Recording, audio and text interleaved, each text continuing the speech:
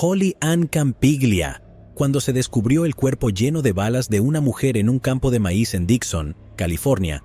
Las autoridades se quedaron perplejas tratando de descubrir quién podría ser la víctima y qué la llevó a un final tan brutal. Sin ni siquiera conocer su identidad, el caso parecía casi imposible. Pero, ¿fue este un asesinato premeditado o la víctima estaba en el lugar equivocado en el momento equivocado? A 32 kilómetros de Sacramento, Dixon se incorporó al condado de Solano en 1878. Aquellos que lo llaman hogar disfrutan de un estilo de vida suburbano sin la prisa de la vida en una gran ciudad. Es una comunidad agrícola conocida por sus campos de alfalfa, granjas lecheras y granjas de ovejas. Dixon también es sede del festival Lambtown y la Feria Mayfair, la feria estatal más antigua de California.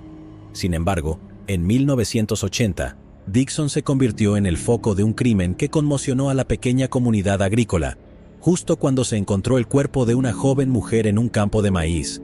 El 3 de agosto de 1980, alrededor de las 3 de la tarde, en pleno verano en Estados Unidos, 2 trabajadores del campo de maíz estaban ocupados limpiando un campo cerca de la carretera Severs en Dixon, cuando mientras avanzaban entre las plantas de maíz en el suelo, notaron algo inusual. Con precaución, los hombres abrieron un camino y descubrieron el cuerpo de una joven mujer. Sin dudarlo, llamaron a su supervisor, quien contactó de inmediato a la policía. En minutos, oficiales de la oficina del sheriff del condado de Solano llegaron y acordonaron la escena.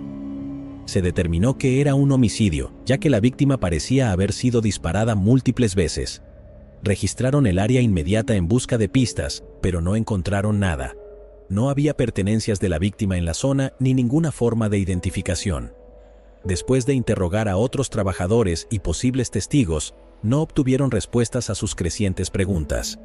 Los investigadores dedujeron que la joven mujer fue asesinada en otro lugar y abandonada en el campo de maíz, ya que estaba cerca de la carretera. El cuerpo de la víctima fue llevado al depósito municipal del condado para una autopsia completa. La causa de la muerte fue determinada como homicidio por heridas de bala. Había recibido 6 disparos entre la cabeza y el cuello. No había señales de agresión sexual ni de heridas defensivas. Utilizando las huellas dactilares de la víctima, los investigadores intentaron buscar en varias bases de datos para encontrar algún registro que ayudara a identificarla. Lamentablemente, esta búsqueda en las bases de datos de personas desaparecidas no proporcionó ninguna pista y la víctima no tenía antecedentes penales. Fue nombrada como la Jane Doe de Dixon y se creó un perfil con bosquejos. Recuerden que en Estados Unidos llaman Jane Doe a todas las desconocidas. En el informe, la mujer se describía como blanca, con ojos marrones y pelo castaño oscuro cortado al estilo punk rock. También tenía un pequeño lunar oscuro en el lado izquierdo de la barbilla. El forense estimó que su edad estaría entre los 15 y 23 años. Su altura se midió en 1,53 metros y su peso en 70 kilogramos. En el momento de su muerte, llevaba un suéter de lana verde y una camisa de manga larga de color azul claro con botones de madera, con un pequeño diseño floral y un broche de seguridad que se utilizaba para sujetar la parte superior. En su dedo izquierdo, tenía un anillo de metal blanco hecho con una cuchara y también llevaba un collar de cuerdas de madera. A pesar de que la información estaba disponible para todos los departamentos de policía locales y oficinas del sheriff, el caso de la víctima se enfrió rápidamente. Las pistas se agotaron y las que había eran escasas y poco frecuentes. Los investigadores seguían revisando las huellas dactilares de la víctima, pero no se encontraba nada en ningún sistema. Los restos de la víctima fueron enterrados en un cementerio del condado de Solano un mes después de que se descubriera el cuerpo. Como decimos, el caso se enfrió como hielo y periódicamente los investigadores revisaban el expediente. 10 años después, recibieron una nueva pista. El 19 de junio de 1992, la oficina del sheriff del condado de Solano recibió nueva información sobre el caso de la Jane Doe de Dixon. La Unidad Nacional de Personas Desaparecidas contactó al equipo de investigación con respecto a un informe de persona desaparecida presentado por Augustine y Sally Campiglia el 12 de mayo de 1992. Informaron que su hija, Holly Ann Campiglia, de 21 años, había desaparecido en julio de 1980. Según la familia Campiglia, habían reportado la desaparición de Holly Ann en julio de 1980, después de recibir una carta suya en la que afirmaba que no quería tener más contacto con ellos. Intentaron rastrear la dirección de la carta, pero descubrieron que era una dirección falsa. Los padres de Holly Ann luego descubrieron que el informe de persona desaparecida que presentaron inicialmente en julio de 1980 había sido eliminado de la base de datos nacional 2 semanas después de haber sido presentado. Con la nueva información recibida, los investigadores verificaron los detalles a través de la base de datos y también solicitaron muestras de ADN para compararlas con las de su Jane Doe. 5 semanas después, la familia Campiglia recibió la devastadora noticia de que Holly Ann era, de hecho, la Jane Doe de Dixon. Holly Ann Campiglia nació en 1959, hija de Augustine y Sally Campiglia. Era la mayor de 5 hijas y creció en Cherry Hill, Nueva Jersey. Según su familia, era una persona de espíritu libre y siempre alegre. Adoraba a sus hermanas y, a menudo, les cosía vestidos y las ayudaba con el peinado. Su padre, Augustine, dijo que era una persona talentosa y artística. La vida parecía ir bien para ella, ya que tenía un buen rendimiento escolar y obtenía calificaciones sobresalientes. Sin embargo, en su último año en 1976, Holly Ann comenzó a cambiar. Sus padres notaron que se estaba distanciando de la familia y descubrieron que había comenzado a abusar de sustancias. También notaron cambios en su salud mental y crisis emocionales. Lo que no podían entender era la causa raíz de sus problemas. A pesar de sus problemas personales, Holly Ann se inscribió en el Glassboro State College para estudiar Bellas Artes. Fue entonces cuando comenzó a comportarse de manera errática nuevamente. La joven, ahora rebelde, comenzó a escaparse de casa, y el primer incidente ocurrió en 1977. Desapareció durante más de un mes antes de que sus padres la encontraran caminando por la Ruta 70, a aproximadamente 1 kilómetro de su hogar. Durante los siguientes años, Holly Ann continuó con su patrón de escaparse de casa y mostraba menos respuesta al tratamiento médico que recibía para sus problemas emocionales. Su madre, Sally, dijo que Holly Ann necesitaba ser vigilada en todo momento, ya que constantemente se escapaba de casa. La familia de Holly Ann intentó desesperadamente que recibiera toda la ayuda posible. Sin embargo, la última vez que vieron a su hija con vida fue el 10 de junio de 1980, mientras se dirigían a un centro de consejería. Holly Ann comenzó a ponerse agitada y, mientras su madre conducía, comenzó a tener un estallido insistiendo en que necesitaba hacer las cosas a su manera y ver el mundo. Holly Ann intentó abrir la puerta mientras su madre conducía. Sally detuvo el auto en el costado de la carretera para razonar con ella, quien se alejó de inmediato. A pesar de los intentos de su madre por retenerla, Sally regresó de inmediato a casa y llamó a la policía de Cherry Hill para informar la desaparición de Holly Ann. Brindaron ayuda deteniendo a varias chicas que se parecían, pero ya era demasiado tarde. Holly Ann ya había abandonado la ciudad. Un mes después, recibieron una carta de ella enviada desde Sacramento. Según la carta, la joven decía que estaba viviendo con 2 chicos y les decía a sus padres que no pensaran más en ella. Sin embargo, la dirección proporcionada en la carta no llevó a ninguna parte. Fue entonces cuando informaron su desaparición y subieron su nombre y perfil a la base de datos de personas desaparecidas. Lo que no sabían era que sus detalles fueron borrados accidentalmente del sistema. La familia Campiglia recurrió a otras redes de personas desaparecidas y al Seguro Social para ver si Holly Ann había aparecido en algún lugar. Durante años, esperaron respuestas. Seguía esperando que un día apareciera con nietos, pero cada año perdíamos un poco de esperanza, anhelaba su madre Sally.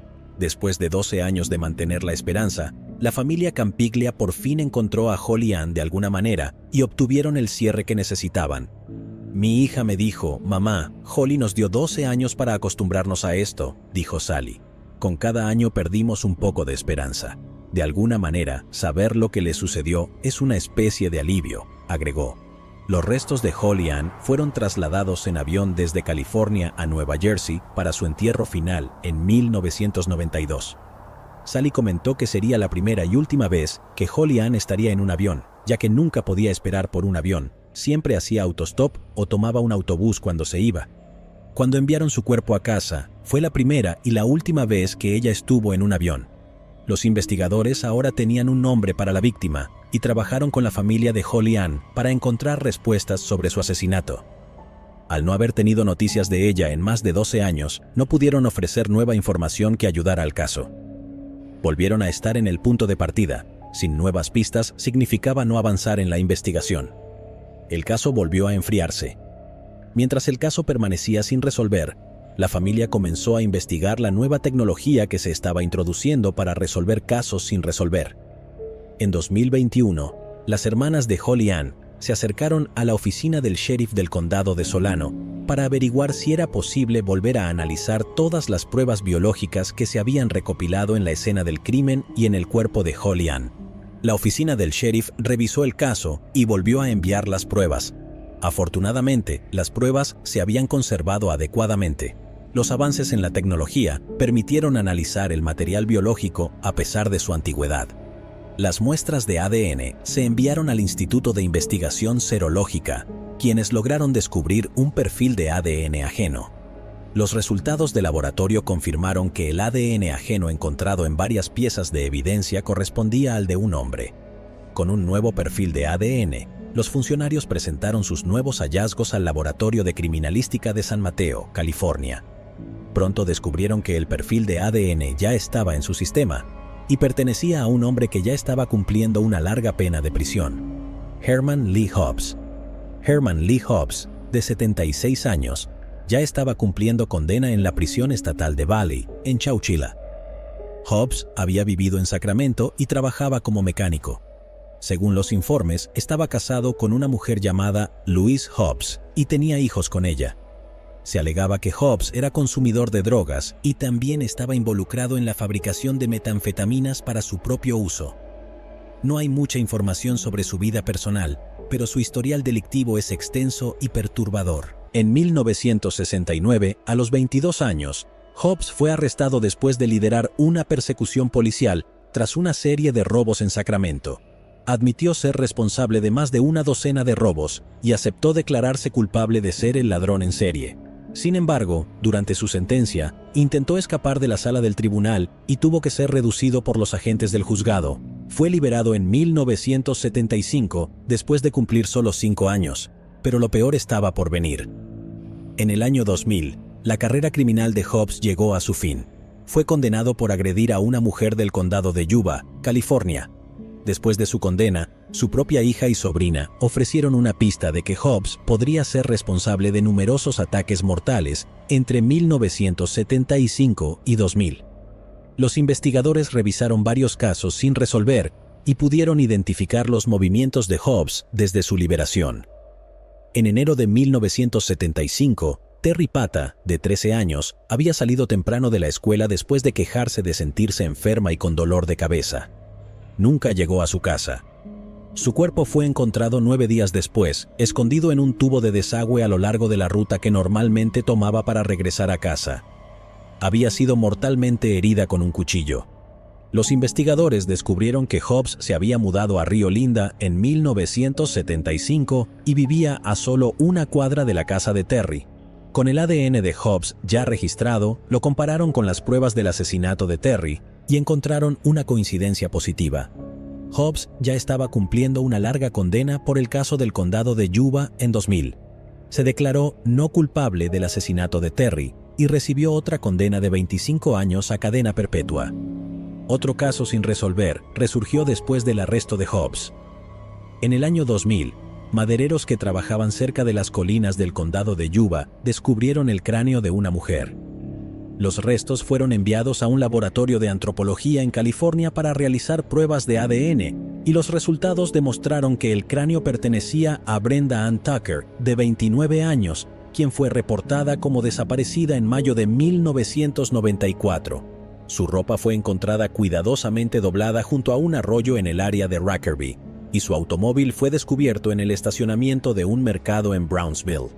Brenda fue clasificada como desaparecida hasta diciembre del 2000. Después de los resultados de la autopsia, se comprobó que fue un disparo en la parte posterior de su cabeza lo que la mató. Además, testigos se presentaron después del descubrimiento afirmando que Brenda fue asesinada. El caso fue llevado a juicio mientras Hobbs cumplía su condena por el asesinato de Terry. El sargento detective del condado de Yuba, Phil Spadini, testificó en el juicio y dijo que los testigos afirmaron haber visto a Brenda salir de la residencia de Hobbs poco antes de que él también fuera visto salir. También mencionó que la ropa de Brenda fue encontrada aproximadamente a medio kilómetro de la casa que compartía con su esposa Louise en 1994, e incluía una toalla de la propia casa de Hobbs. Además, agregó que los restos de Brenda fueron encontrados a poca distancia de donde vivía Hobbs en 1984. Spadini también presentó 2 llamadas recibidas de mujeres del condado de Yuba que alegaban que Hobbs las agredió, una de las cuales dijo que su agresión ocurrió cerca del bosque donde se encontraron los restos de Brenda. La familia de Brenda dijo que Hobbs los conocía bien y a menudo era un invitado en su casa durante la década de 1990. El ADN encontrado en los pantalones negros que Brenda llevaba cuando fue vista por última vez resultó ser compatible con Hobbs. Sin embargo, el 17 de septiembre de 2002, durante su comparecencia, un juez desestimó el caso argumentando que no había pruebas suficientes para vincular a Hobbs con el asesinato de Brenda. Los investigadores también estaban investigando una posible conexión entre Herman Lee Hobbs y la desaparición de Jennifer Lynn Wallis, de 35 años, de Dobbins, en el condado de Yuba. Jennifer fue reportada como desaparecida por su esposo separado en noviembre de 1997, después de no reunirse con él según lo programado.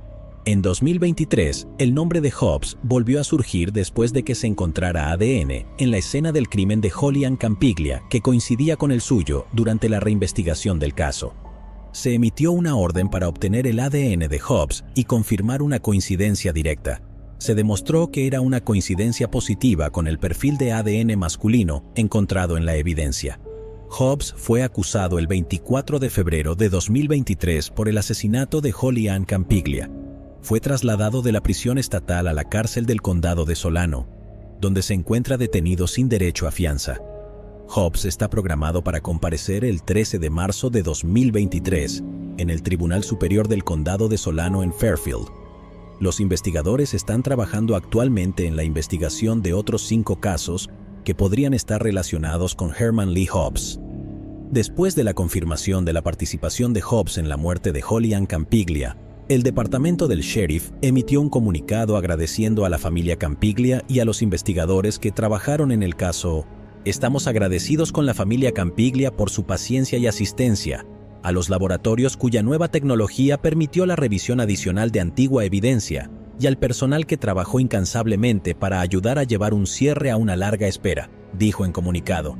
Lamentablemente, la hermana de Holly Ann, Karen, murió a los 47 años el 11 de junio de 2009 por causas naturales. El 3 de julio de 2016, su madre Sally Campiglia también falleció a los 83 años sin saber quién era responsable del asesinato de su hija. La oficina del sheriff del condado de Solano dijo que los detectives todavía están trabajando con otras agencias en el norte de California para identificar y posiblemente vincular a Hobbs con otros casos sin resolver y posibles víctimas. Para los investigadores que asumen el desafío de los casos sin resolver, se convierte en un trabajo motivado por la determinación, la dedicación y la responsabilidad hacia las familias de las víctimas para llevar un caso hasta el final, sin importar cuántos años lleve a encontrar respuestas. En el caso de Holly Ann Campiglia, la necesidad de respuestas de su familia podría brindar cierre a muchas otras familias que podrían haber perdido a seres queridos por los malvados motivos de Herman Lee Hobbs. Jane Doe del condado de Kern. A mediados de julio de 1980 fue el punto máximo del verano americano. Mientras el resto del país luchaba contra el calor, los funcionarios encargados de hacer cumplir la ley en los condados de Kern y Ventura, en el centro de California, se vieron obligados a lidiar con 2 homicidios que ocurrieron con días de diferencia, el 15 y 18 de julio. Fue un misterio de asesinato que quedó sin resolver durante décadas, hasta que la tecnología del ADN proporcionó los eslabones perdidos que los investigadores necesitaban para atrapar a un asesino depravado. Pero ¿quiénes eran las víctimas y cómo estaban conectadas? Sol, arena, surf y montañas, desde las doradas costas hasta las glamorosas ciudades, California lo tiene todo y más. El estado de la costa oeste es innegablemente una atracción durante todo el año para turistas de todo el mundo. Ya sea que desees disfrutar de una tarde absorbiendo el bullicioso ambiente de Venice Beach, o pasar un día codeándote con celebridades y el sol acariciando tu piel en Los Ángeles mientras paseas por el Paseo de la Fama, California tiene algo para todos. Pero a pesar de su encanto magnético, California también tiene su parte de historia oscura, y hoy echamos un vistazo a dos de esos misterios. En la mañana del 15 de julio de 1980, un grupo de trabajadores de mantenimiento en Delano, California, se dirigieron al huerto de almendros para otro día de trabajo. A medida que se acercaban a la 13ª hilera de árboles, se percataron de lo que parecía ser una persona acurrucada en posición fetal, durmiendo en el suelo. La curiosidad los impulsó a investigar más a fondo, y lo que descubrieron los dejó atónitos y los llevó a contactar inmediatamente a la policía. Era el cuerpo de una mujer que claramente había sido asesinada. Equipos de investigadores y técnicos de la escena del crimen llegaron a la plantación de almendros y comenzaron a acordonar el área para iniciar su investigación. La mujer parecía ser de ascendencia nativoamericana o hispana. Los investigadores notaron de inmediato la falta de sangre en la escena y pronto encontraron huellas de neumáticos que conducían hacia y luego lejos del lugar donde se encontró el cuerpo. Otra pista fue una botella de cerveza Michelob descartada. Teorizaron que su víctima pudo haber sido recogida de un bar conocido como Ruby's, ubicado en Lamour, a 1 hora de distancia de la granja. Su investigación comenzó de inmediato mientras buscaban pistas sobre su identidad en la plantación. Detectives fueron enviados a Ruby's para interrogar al personal y determinar la identidad de la mujer o cualquier actividad sospechosa, mientras que otros equipos peinaban los campos. Para la tarde, los investigadores no habían encontrado ninguna de sus pertenencias personales y las personas interrogadas por los detectives no pudieron proporcionar mucha información sobre la mujer. El cuerpo fue trasladado a la morgue del condado para un examen post-mortem. Los examinadores determinaron que había sido asesinada un día antes de ser descubierta. Había sido agredida antes de ser apuñalada. Fue un exceso de violencia, con un total de 27 puñaladas, 18 en el pecho y 9 heridas defensivas en los brazos y hombros. Para los investigadores, era evidente que había luchado ferozmente contra su atacante. La causa de su muerte se registró como traumatismo por arma blanca, ya que sus órganos vitales habían sido perforados. Sin ninguna forma de identificación, se tomaron sus huellas dactilares y se enviaron al laboratorio forense. Sin embargo, después de comparar sus huellas con varias bases de datos, no se encontraron registros. El forense comenzó a examinar el cuerpo en busca de pistas que los investigadores pudieran usar para identificarla. Tenía 2 tatuajes únicos. Uno era un corazón con las palabras «Te amo Shirley» y «Seattle». El otro simplemente decía «Madre» y «Te amo». Se encontraron cicatrices en su abdomen, que el examinador creía que podrían ser resultado de una operación o un parto, y también había cicatrices en sus nalgas. Además, usaba una pierna izquierda protésica debido a una lesión en su muslo superior. Le faltaba toda la dentadura superior y mostraba signos de haber sido extraída médicamente. El informe toxicológico mostró que había estado intoxicada con un nivel de alcohol en la sangre de 0,3%, lo que fortaleció la teoría de que posiblemente la recogieron del bar Ruby's. Se desarrolló un perfil detallado basado en los hallazgos del examinador. Se estimaba que tenía entre 25 y 35 años, pesaba 52 kilogramos y medía 1,63 metros de altura. Tenía cabello negro ligeramente rizado y era de ascendencia nativoamericana. Su cuerpo mostraba signos de haber dado a luz al menos una vez. Los tatuajes sugerían que era originaria de Seattle, Washington, y que Shirley era su verdadero nombre o el de alguien a quien amaba profundamente. La ropa que llevaba en el momento de su muerte era una blusa rosada, jeans azules, zapatos blancos y calcetines azules. Su cuerpo se mantuvo en la morgue del condado hasta que pudiera ser identificada correctamente y se le dio el nombre provisional de Jane Doe del condado de Kern. Los investigadores también habían obtenido huellas dactilares de la botella de cerveza encontrada en la escena y tomaron impresiones de yeso de las huellas de neumáticos encontradas cerca del cuerpo de la víctima. El equipo forense también tomó la ropa de la víctima y pudo extraer material biológico de las prendas. También solicitaron al médico forense las uñas de la víctima para realizar pruebas de ADN que pudieran haber sido transferidas durante el ataque. Todo esto se envió para su perfil de ADN mientras la investigación continuaba. Pero ella fue solo la primera víctima en lo que se convertiría en un misterio de décadas. 3 días después del descubrimiento de la Jane Doe del condado de Kern, las autoridades encargadas de hacer cumplir la ley fueron alertadas de otro asesinato en el vecino condado de Ventura. Jane Doe, del condado de Ventura. El cuerpo de otra mujer fue descubierto en el estacionamiento de la escuela secundaria Thousand Oaks el 18 de julio de 1980 en Westlake. Cuando los investigadores llegaron, notaron que la mujer era de ascendencia nativoamericana o hispana. Había sido parcialmente desvestida y tenía varias heridas defensivas visibles en los brazos. Una búsqueda del lugar del crimen indicó que fue asesinada en otro lugar, ya que no había una cantidad significativa de sangre cerca de la escena. También se creía que la llevaron al estacionamiento y la arrastraron desde un vehículo, ya que había un rastro de sangre desde el borde de la superficie del asfalto hasta donde se encontró el cuerpo. Los investigadores sabían que un ataque similar había ocurrido 3 días antes en el vecino condado de Kern, aunque las similitudes entre ambos lugares del crimen eran llamativas. En ese momento, los investigadores no creían que estuvieran relacionados. Una búsqueda en el área cercana no proporcionó pistas para los investigadores, ya que no se encontraron huellas de neumáticos y no se encontraron pertenencias personales de la víctima cerca de la escena del crimen. Se interrogó al conserje de la escuela que encontró el cuerpo, pero no pudo proporcionar más detalles, excepto que la encontró mientras realizaba sus tareas generales en la escuela. Era innegable para los investigadores en ese momento que también estaba embarazada. Su cuerpo fue enviado a la oficina del médico forense para un examen más detallado.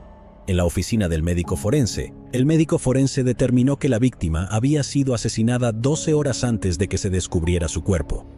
Había sido apuñalada 16 veces y luego estrangulada hasta la muerte. La víctima también había sufrido un brutal asalto. Las heridas en su brazo mostraban que había luchado contra su agresor hasta el final. El forense determinó que tenía entre 20 y 30 años.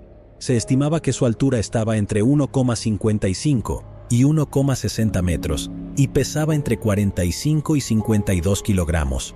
El forense proporcionó a los investigadores un perfil detallado que incluía su descripción y marcas distintivas en su cuerpo. La víctima era principalmente de ascendencia nativoamericana, con algo de ascendencia hispana, caucásica, subsahariana y asiática. Tenía ojos marrones, cabello negro con puntas rubias teñidas y cejas delineadas, ya que se había afeitado las cejas naturales. Tenía mucho trabajo dental realizado y también tenía las orejas perforadas.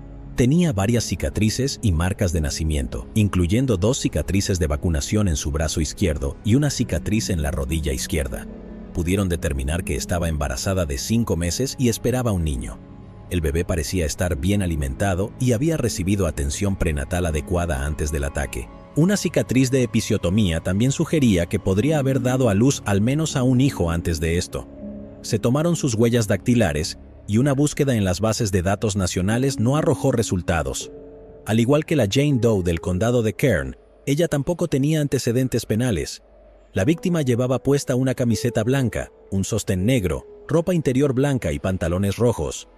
Estas prendas, junto con las uñas cortadas, fueron tomadas y enviadas para extraer cualquier ADN extraño que pudiera ser utilizado para identificar a su asesino.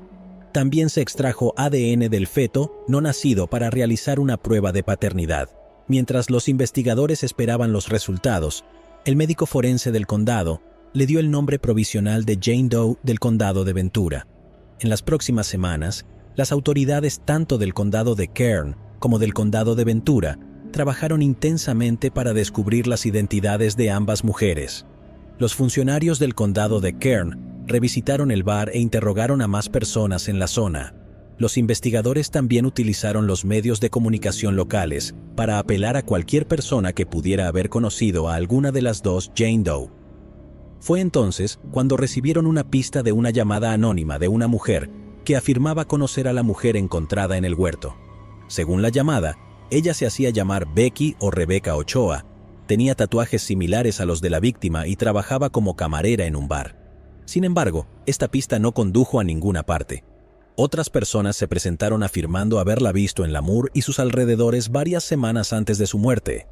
Según estos testigos, la víctima había trabajado en un huerto de manzanas local como obrera agrícola. Sin embargo, esta pista tampoco produjo información útil al final. Los investigadores decidieron visitar estudios de tatuajes locales con la esperanza de que reconocieran el trabajo y pudieran identificar a la víctima. Un tatuador de Bakersfield dijo que no conocía personalmente el trabajo, pero proporcionó detalles de un estudio de tatuajes de Los Ángeles que utilizaba una técnica similar en sus diseños. También explicó que el área tenía una gran comunidad de nativos americanos. Siguiendo esta pista, los detectives se dirigieron a Los Ángeles. Después de interrogar a los artistas en el estudio, se dieron cuenta de que su Jane Doe no tenía ninguna conexión con el área, por lo que volvieron al punto de partida. En el condado de Ventura, los detectives trabajaron con la teoría de que su Jane Doe había sido secuestrada mientras hacía autostop cerca del College of Sequoias en Visalia, California. Los investigadores también utilizaron los medios de comunicación para obtener más información sobre su víctima, pero a diferencia de la Jane Doe del condado de Kern, nadie parecía recordar a su víctima. Los registros dentales de ella se distribuyeron a varios laboratorios dentales, pero no hubo coincidencias. Sin nuevas pistas, estas vías se agotaron rápidamente. Las esperanzas de los investigadores se desvanecieron de nuevo cuando las pruebas de paternidad del feto también resultaron infructuosas. El ADN extraído del feto se utilizó para crear un perfil que pudiera vincularse a perfiles criminales existentes en la base de datos CODIS, pero parecía que el padre del niño no tenía antecedentes penales. Las pruebas de ADN todavía estaban en sus etapas iniciales en la década de 1980, y los investigadores habían agotado todas las pistas posibles para identificar a ambas mujeres. Ambas Jane Doe fueron enterradas en cementerios de sus condados, pero sus historias no fueron olvidadas por los investigadores, quienes continuaron trabajando para restablecer sus identidades. El ADN extranjero de ambas mujeres resultó ser de un hombre desconocido. Los investigadores, sin embargo, siguieron manteniendo separadas ambas investigaciones, creyendo que los asesinatos eran una pura coincidencia. Esto se archivó, y en los siguientes 30 años, los resultados de ADN se presentarían periódicamente por los investigadores que tomaron las riendas de los casos sin resolver en ambos condados. Un nuevo enfoque en los casos fue posible gracias a una mirada fresca. Los investigadores estaban seguros de que el asesino habría cometido más delitos desde 1980, y con los avances tecnológicos, era posible que su sospechoso ya estuviera en sus sistemas. En 2008, las autoridades del condado de Kern lograron encontrar una coincidencia con el ADN recuperado de su Jane Doe. Estaba vinculado a un hombre de 51 años llamado Wilson Chuest, quien ya estaba bajo custodia en California. Wilson Claude Chuest Jr. nació el 2 de diciembre de 1951 en Nueva Orleans, Luisiana. Según informes, la infancia de Wilson fue difícil, ya que sus padres siempre estaban en desacuerdo entre sí. Cuando era más joven, Wilson tenía el deseo de convertirse en sacerdote, pero después de ser expulsado de una escuela católica por golpear a otro estudiante, esas ambiciones se desvanecieron. Pronto sucumbió al lado más oscuro de la vida y comenzó a abusar de las drogas. A los 18 años, se alistó en el ejército, pero fue dado de baja por considerarse inadecuado para el servicio. Después de regresar a casa, Wilson decidió casarse y establecerse en Los Ángeles en 1969. La pareja parecía lo suficientemente feliz e incluso tuvieron una hija, pero aparecieron grietas en el matrimonio cuando Wilson se entregó a una vida de delincuencia. Su primer delito grave ocurrió en octubre de 1977. Había recogido a una joven que estaba parada en el costado de una carretera en Los Ángeles. Una vez que ella subió al auto, él la secuestró y la llevó a un lugar remoto. Wilson la agredió y trató de estrangularla hasta la muerte. Supuso que ella había muerto después de que ella perdiera el conocimiento. Después de dejar su cuerpo en una zanja, ella recuperó el conocimiento e inmediatamente lo denunció en la comisaría de policía más cercana. Incapaz de escapar de los cargos, Wilson hizo un trato con los fiscales y fue acusado de secuestro en noviembre de 1977. Fue puesto en libertad condicional en junio de 1980. Sin embargo, eso no duraría mucho. En agosto de 1980, tan solo 2 meses después de su liberación, cometió un robo. Ese mismo mes, intentó secuestrar a otra mujer fuera del College of Sequoias en Visalia. La amenazó con violencia si se negaba a cooperar, pero su plan fue frustrado por dos testigos que pasaban por allí al mismo tiempo. En septiembre de 1980, secuestró y agredió a otra mujer, a quien liberó después de que ella le dijera que estaba casada.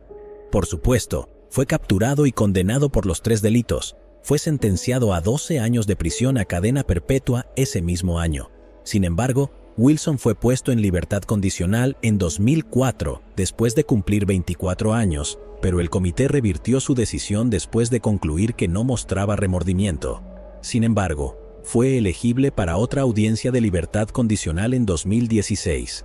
Mientras aún estaba tras las rejas, los investigadores lograron vincular el ADN de Wilson con el perfil de ADN recuperado de la Jane Doe del condado de Kern. Sin embargo, no fue acusado de inmediato, y nunca se dio una razón para esto.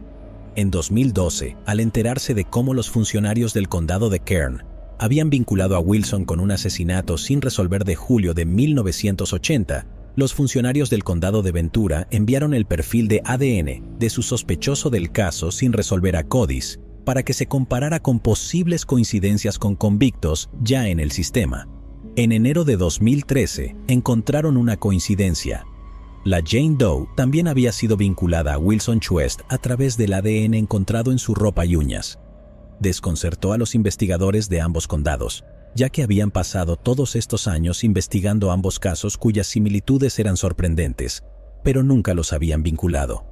Sin embargo, la lucha por la justicia estaba lejos de terminar.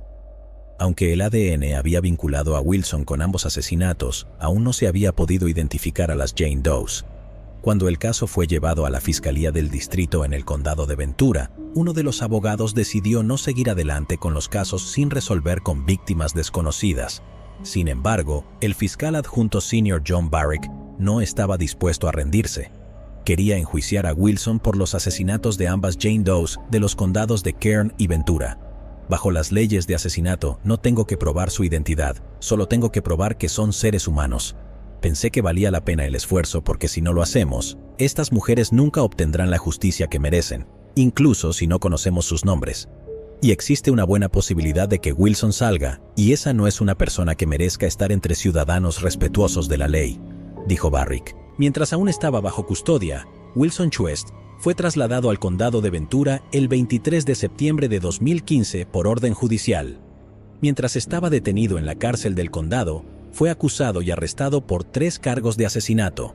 Las muertes de ambas Jane Does y la muerte del hijo, no nacido de la Jane Doe, del condado de Ventura. Desde el principio, Wilson negó toda responsabilidad por el asalto y los asesinatos de ambas mujeres. Durante los siguientes 3 años, Barrick, junto con varios fiscales de los condados de Kern y Ventura, trabajaron para presentar un argumento convincente que llevara a Wilson a pagar por sus crímenes. Su juicio comenzó el 14 de mayo de 2018. 3 de las mujeres que sobrevivieron a sus ataques testificaron en el tribunal y describieron a Wilson como depredador por naturaleza. Sus testimonios eran similares en la forma en que Wilson se les acercó y las atrajo a su auto. Otro testigo que se presentó fue Patrick Scott Bell. Patrick había sido adolescente en 1980 y había sido frecuentemente huésped de Chuest, quien era un amigo de la familia. Él le contó al tribunal cómo Wilson le había confesado que había matado y desechado el cuerpo de una mujer desconocida. También explicó que él y sus hermanos habían ayudado a Wilson a limpiar su auto una noche, y cuando su madre, Caroline Bell, los confrontó, mintieron diciendo que Wilson había golpeado a un ciervo. Esta confesión fue corroborada por Caroline Bell, tanto en una entrevista previa de 2013 como en el tribunal. Después de las confesiones, los fiscales utilizaron pruebas físicas encontradas en el lugar del crimen en el condado de Kern. El ADN y las huellas dactilares tomadas de la botella de cerveza desechada se habían emparejado previamente con Wilson. El ADN extraído de la ropa y las uñas de las Jane Does también resultó ser una coincidencia positiva. El abogado defensor de Wilson, Andre Ninchev, presentó un argumento débil al afirmar que su cliente y las mujeres habían consentido la intimidad. También argumentó que no había pruebas físicas en el lugar del crimen del condado de Ventura que demostraran que Wilson estuvo allí. Después de un juicio de 2 semanas, Wilson fue declarado culpable de los asesinatos de ambas víctimas adultas el 31 de mayo de 2018. el jurado votó unánimemente a favor de un veredicto de culpabilidad. Sin embargo, no pudieron condenarlo por el asesinato del hijo no nacido, ya que las leyes citadas por la acusación para declararlo culpable del asesinato fueron cambiadas solo después de 1994. No se buscó la pena de muerte debido a la edad de Wilson y a la falta de testigos que testificaran a su favor. El 12 de julio de 2018, Wilson fue condenado a cumplir 2 cadenas perpetuas consecutivas sin posibilidad de libertad condicional. Actualmente cumple su condena en la instalación de tratamiento de abuso de sustancias y prisión estatal de California en Corcoran. Aunque Wilson fue condenado y acusado de los asesinatos de ambas Jane Doe, no acercó a los investigadores a darles sus nombres de vuelta, pero las pruebas de ADN habían avanzado considerablemente desde la década de 1980 en el condado de Ventura. El investigador de casos sin resolver, Steve Rhodes, sabía que se estaba utilizando un nuevo método de pruebas de genealogía genética para identificar sospechosos en casos sin resolver de hace décadas. Había llevado al asesino de Golden State tras las rejas y seguramente podría ayudar a identificar a las víctimas. En asociación con el proyecto DNA Doe, DDP, un grupo de voluntarios que utiliza la genealogía genética para identificar a John y Jane Doe, ambos funcionarios de los condados de Kern y Ventura enviaron sus muestras de ADN para pruebas genéticas. El DDP ha sido reconocido por identificar positivamente a una víctima del asesino en serie John Wayne Gacy.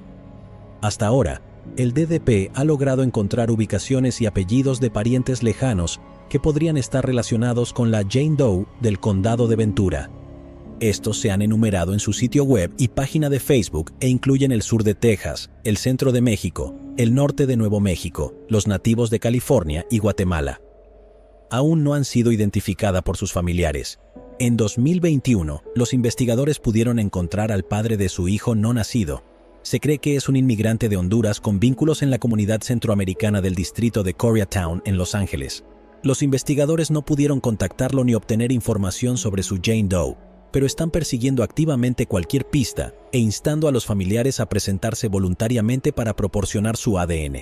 La Jane Doe del condado de Kern resultó ser un poco más difícil, ya que el ADN recuperado se había degradado con el tiempo y tomó un tiempo encontrar algo que se pudiera utilizar. Su investigación comenzó en mayo de 2019. El DDP descubrió que la víctima era indígena y que sus padres probablemente provenían de Alberta, Canadá. El problema era que muy pocas personas indígenas habían proporcionado sus perfiles de ADN a los sitios web genealógicos. Se hizo un llamado en la página de Facebook del DDP solicitando a las personas de ascendencia indígena que cargaran su ADN para ayudar a resolver el caso. Este llamado fue visto por Violet Susey, quien había estado buscando a su tía desaparecida, Shirley Ann Susey, durante décadas. Violet envió su ADN a GetMatch en febrero de 2020 y después de confirmar que era pariente cercana de la Jane Doe del condado de Kern, el proyecto DNA Doe anunció en abril de 2021 que Shirley Ann Susey por fin había sido identificada. Tenía 35 años cuando fue asesinada. Shirley nació el 6 de febrero de 1945 en la reserva de Samson Cree Nation en Alberta, Canadá. Tenía 7 hermanos que formaban una familia unida. Shirley tenía solo 14 años cuando falleció su padre, lo que causó dificultades financieras, ya que la familia no podía hacer frente a las responsabilidades de mantener su rancho. Decidió dejar la reserva en busca de trabajo para mantener a su familia. Inicialmente tenía la intención de mudarse a la cercana ciudad de Edmonton, pero terminó trasladándose a Vancouver, Columbia Británica. Allí se casó con un hombre llamado Adam Miscu en 1963 y dio a luz a 2 niños y una niña, pero la vida no se volvió más fácil. Después de unos años turbulentos, su matrimonio se acabó y sus 3 hijos fueron llevados y colocados en hogares de crianza antes de ser adoptados. No pudo recuperar la custodia de sus hijos y se quedó sin hogar. Shirley recurrió al alcohol y al abuso de sustancias para enfrentar su depresión. A veces regresaba a Alberta, pero su familia notó el cambio en su personalidad. La última vez que fue vista por sus familiares fue en 1977, cuando regresó para el funeral de su hermano. Ella expresó su deseo de no regresar a Alberta, pero mencionó que visitaría a una amiga en Seattle, Washington. Presuntamente fue la madre de Shirley, quien le pidió a su hija que se hiciera tatuajes que la distinguieran de otras personas y que facilitaran su identificación si algo sucedía. Shirley mantuvo contacto con su familia a través de cartas, pero eso cesó después de junio de 1980. Los miembros de la familia buscaron en el área de Vancouver durante décadas, pero eventualmente tuvieron que visitar cementerios creyendo que ella había muerto. Tras el descubrimiento, Violet Susey dijo que le había hecho una promesa a su abuela de encontrar a Shirley y devolverla a la familia. Sus restos fueron llevados al aeropuerto de Edmonton el 26 de mayo de 2022. Antes de que su ataúd fuera devuelto a su familia, los miembros de la tribu del río Tule de California celebraron una ceremonia con bendiciones y canciones, a la que se unieron funcionarios de la oficina del sheriff del condado de Kern para despedirse de Shirley. Para Violet, fue un alivio por fin cumplir la promesa que le hizo a Shirley Ann Susey. Ella fue enterrada en el lugar de descanso de su familia en el cementerio Riverside el 27 de mayo de 2022. Ahora Violet anima a las personas indígenas a capacitarse en investigación de ADN para que también puedan realizar sus propias investigaciones forenses. Ella continúa trabajando con investigadores para ayudar a otras familias indígenas a encontrar a sus seres queridos desaparecidos a través de una base de datos de genealogía genética.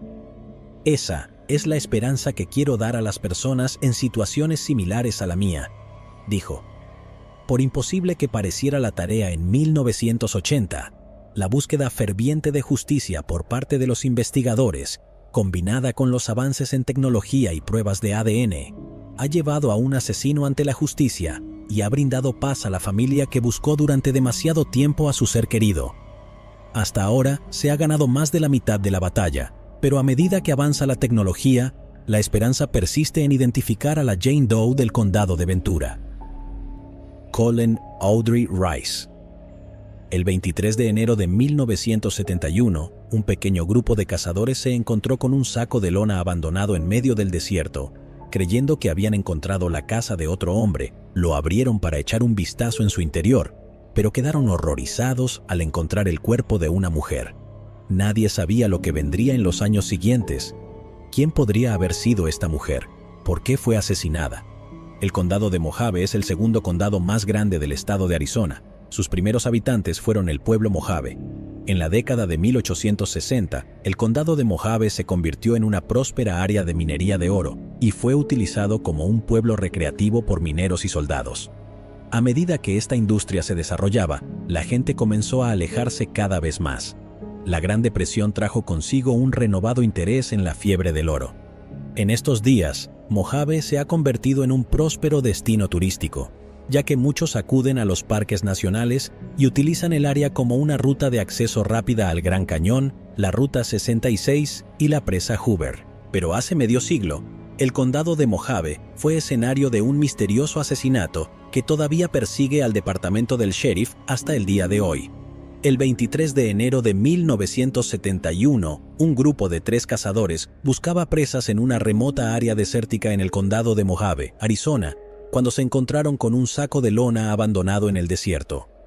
El saco estaba suelto y atado con una cuerda blanca de algodón, dejado a lo largo de la carretera Hackberry Gravel en el desierto aislado. En el costado del saco se leía Deer Pack Ames Harris Neville Co. impreso en verde. Suponiendo que era un cadáver de animal dejado por otro grupo de cazadores, abrieron el saco para investigar. Para su sorpresa y horror, encontraron el cuerpo contorsionado de una mujer. La policía fue llamada de inmediato y acordonaron el área para comenzar su investigación. Era evidente para los investigadores que se trataba de un homicidio. Quien envolvió a la víctima en el saco claramente estaba tratando de esconder el cuerpo. También estaba claro que la mujer había sido asesinada en otro lugar y sus restos fueron arrojados sin ceremonias en el desierto a 3 kilómetros de la autopista US 93 cerca de Kingman en Arizona. Estaba volviéndose evidente que el caso iba a ser un desafío cuesta arriba para los investigadores.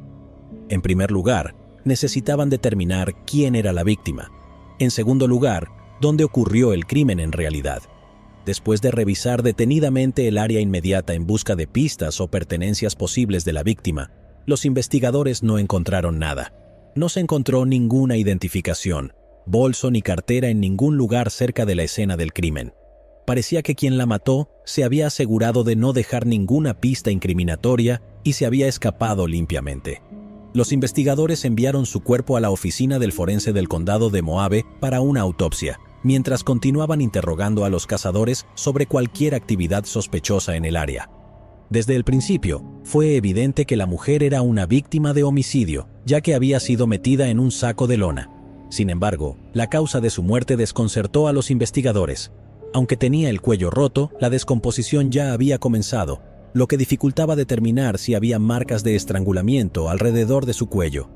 Inicialmente se registró como desconocida, ya que no mostraba signos de trauma por golpes ni heridas de bala. Tampoco había señales de una muerte relacionada con problemas de salud, como un derrame cerebral o un ataque al corazón, y sus órganos fueron catalogados como saludables. Los informes de toxicología también sugirieron que no había drogas ni alcohol en su sistema, que pudieran haber causado una sobredosis accidental. Mucho más tarde en la investigación, la causa de la muerte se cambió a estrangulamiento, basado en la teoría de que pudo haber sido asesinada por alguien que conocía personalmente, tal vez un amante o cónyuge. También fue difícil determinar la hora de la muerte, ya que su cuerpo había sido parcialmente congelado, pero estimaron que podría haber sido asesinada en cualquier momento entre el 1 y el 31 de diciembre de 1970, hacia el final de la temporada de caza. Comenzaron a trabajar en la creación de un perfil viable para que los investigadores lo utilizaran para resolver el misterio. Se determinó que la víctima era una mujer blanca de entre 35 y 40 años de edad, con una estatura estimada de 1,63 metros y un peso entre 56 y 63 kilogramos. Tenía el cabello castaño oscuro y corto con rizos. Los examinadores agregaron que tenía cicatrices en su abdomen consistentes con una cesárea, y los signos internos indicaban que pudo haber sido madre de 3 hijos. Determinaron que podría haber estado casada, ya que se veía una marca en su dedo anular izquierdo, lo que indicaba que alguna vez había usado un anillo, pero no se encontraron joyas en su cuerpo. No fumaba, y en su sistema digestivo se encontraron habas de lima, lo que indica que esa fue su última comida. Sus ropas también se agregaron a la descripción e incluían una blusa de talla 14 de colores múltiples con 5 botones de latón y paletas, y un cardigan negro de manga larga. Vestía pantalones elásticos de color naranja quemada de talla 12 con la etiqueta Symphony y la inscripción What's Happening en el interior. En sus pies llevaba botas de cuero negro estilo Pixie de talla 5 y medias Bobby, de posiblemente color blanco. En algún momento, su cabello fue descrito como peinado de salón y su apariencia era limpia y meticulosa. Sus uñas estaban bien arregladas y limpias. Lo que destacaba era el extenso trabajo dental que le habían realizado. Le faltaban 2 molares y tenía un puente dental de $500 como implante dental. Se estimaba que había gastado casi $2,100 en trabajos dentales. Se le dio el nombre provisional de Jane Doe de Mojave y se la mantuvo en la morgue del condado hasta que se pudiera determinar su identidad. Se hizo un dibujo compuesto de la Jane Doe por un artista de la policía de Flagstaff, pero resultó ser poco halagador. Esto se entregó a los investigadores junto con las descripciones del médico forense. Utilizando esta información, los investigadores trabajaron incansablemente para identificar a la mujer. Lo primero que hicieron los investigadores fue publicar un informe en los periódicos locales y nacionales con una descripción, un dibujo compuesto y el área donde se encontró a la víctima. Parecía que no se obtenían pistas prometedoras, así que centraron su atención en otros métodos de identificación. Dado que parecía estar bien arreglada y sin signos de negligencia, los investigadores interrogaron a moteles, hoteles y tiendas locales en el área que atendían a la clase media alta. Aunque cuestionaron a las personas ampliamente, nadie podía recordar haber visto a una mujer así cruzar su camino. Luego, los investigadores analizaron su ropa e intentaron determinar de dónde había comprado su ropa. Una visita a todas las posibles tiendas de ropa arrojó resultados negativos. Los investigadores luego se dirigieron a los aeropuertos y realizaron búsquedas en los manifiestos de vuelo interrogando al personal sobre cualquier persona que no hubiera sido contabilizada en algún vuelo, y siguieron esas pistas, pero esto no llevó a nada. A continuación, los investigadores optaron por publicar un anuncio de persona desaparecida en revistas dentales, explicando el alcance del trabajo que había sido realizado en sus dientes, con la esperanza de que esto pudiera hacer recordar al dentista que realizó la serie de cirugías y que se presentara con su identidad. Cuando esta opción falló, revisaron el sistema de archivos de un laboratorio dental en Phoenix, Arizona. Después de buscar en los archivos de más de 8,000 pacientes, aún no lograron obtener resultados. Los investigadores ampliaron su búsqueda y enviaron boletines de persona desaparecida a Arizona, California, Nevada y Utah. Durante ese periodo se informó de la desaparición de 23 mujeres, pero todas fueron encontradas con vida. Sin embargo, la Jane Doe no estaba entre las reportadas como desaparecidas. Los investigadores solicitaron las huellas dactilares que se habían tomado con fines de registro durante la autopsia, las cuales fueron enviadas al Buró Federal de Investigaciones en Washington para ser cotejadas con la base de datos nacional, pero aún así no había rastro de ella en ningún sistema de personas desaparecidas o delictivas. Los investigadores comenzaron a buscar a un sospechoso dentro de la comunidad de cazadores, especialmente aquellos que habían solicitado licencias de caza durante esa temporada en particular. Se habían presentado más de 5,000 solicitudes y cada persona fue rastreada e interrogada. El sheriff Floyd Cisney, el sargento Don Parrish y el detective Joe Chapin supusieron que su Jane Doe pudo haber sido asesinada por su cónyuge, por lo que se les pidió a cada solicitante casado que presentara a su esposa para ser interrogada, pero esto tampoco dio resultados. Los 3 hombres creían firmemente que el asesinato era lo que llamaban un asesinato de mamá y papá, cometido por un esposo furioso.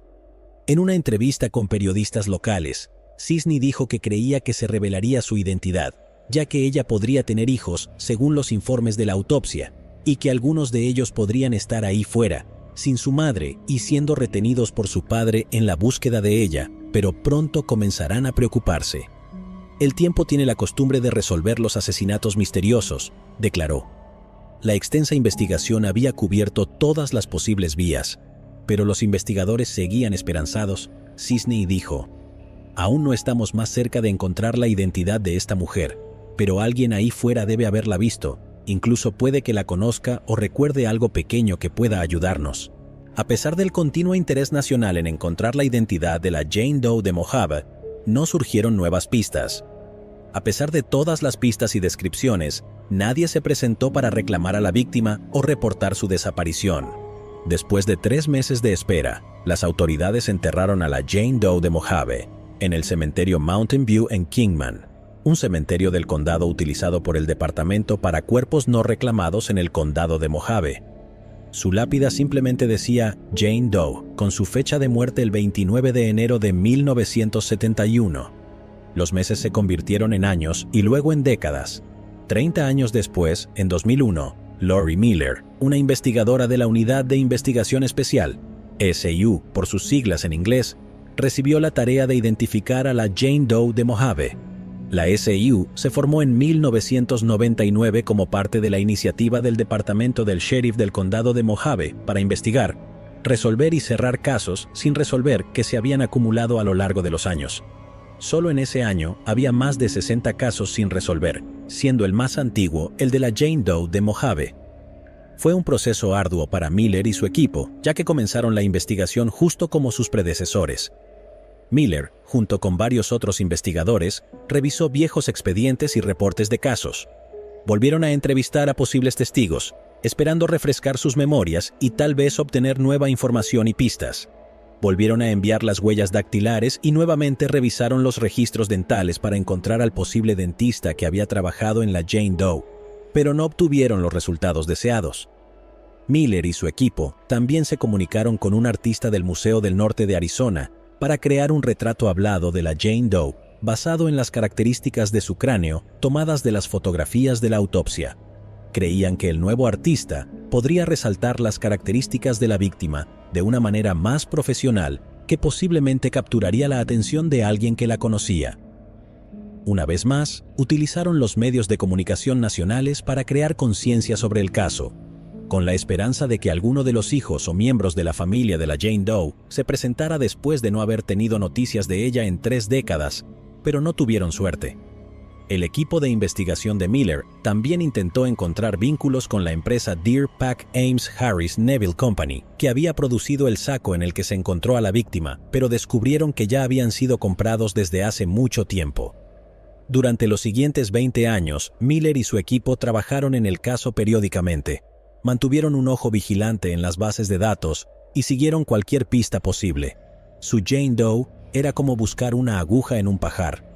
Los investigadores liderados por Miller también intentaron rastrear la marca de la ropa de la víctima, pero habían pasado demasiados años y la moda de esa época casi había desaparecido. En noviembre de 2021, el caso se registró oficialmente en la base de datos de NamUs, pero aún no hubo resultados positivos. Una vez más, los investigadores se encontraron en un callejón sin salida, agotando todas las pistas. Sin embargo, como parte de la revisión continua del caso, el departamento del sheriff continuó actualizando sus publicaciones de Facebook sobre personas desaparecidas o no identificadas.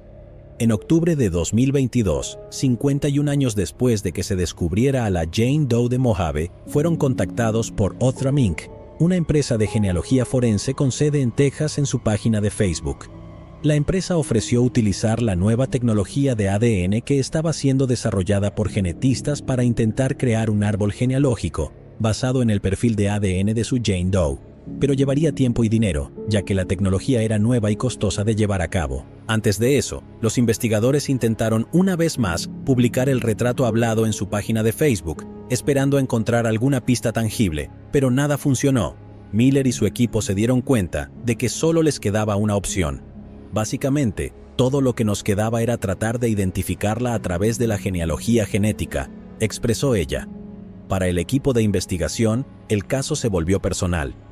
Ella era la esposa, hija o madre de alguien, y era posible que hubiera sido extrañada. Durante los años, la investigación continuó presentando pruebas sin resultados.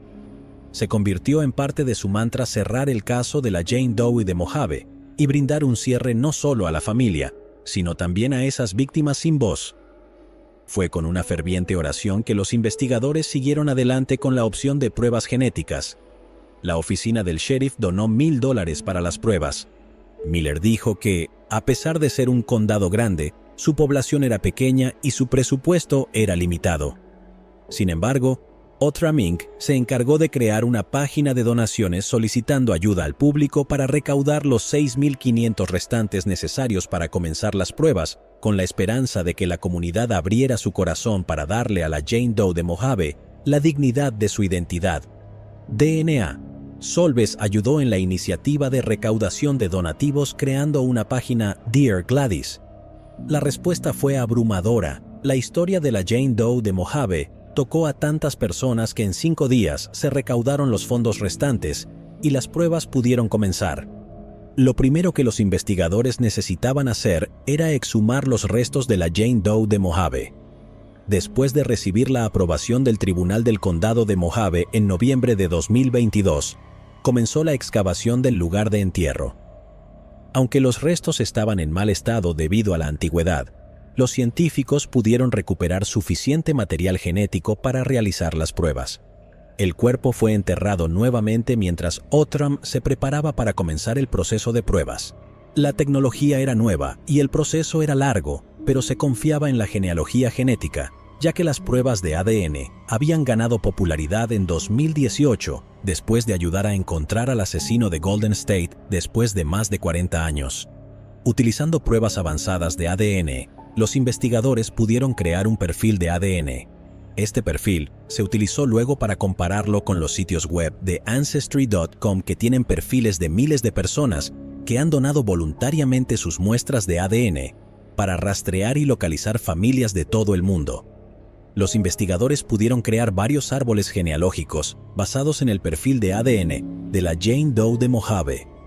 Pasando incontables horas en los árboles genealógicos, los investigadores localizaron varios parientes lejanos y a través del proceso de eliminación encontraron a los parientes más cercanos vivos. Seguidamente, contactaron a un pariente dispuesto a proporcionar una muestra fresca de ADN para ayudar en la investigación.